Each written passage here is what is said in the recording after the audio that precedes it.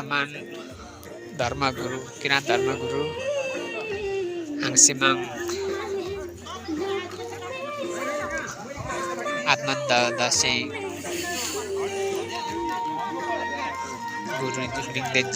गुरुज्यूको 72औं जन्म डोमा गेर्नको लागि हामी यहाँ तयारी भइरहेको अवस्थामा छौँ है साथी।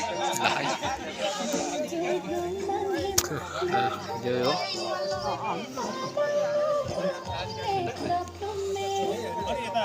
ल हाम्राहरू यहाँ तयारीमा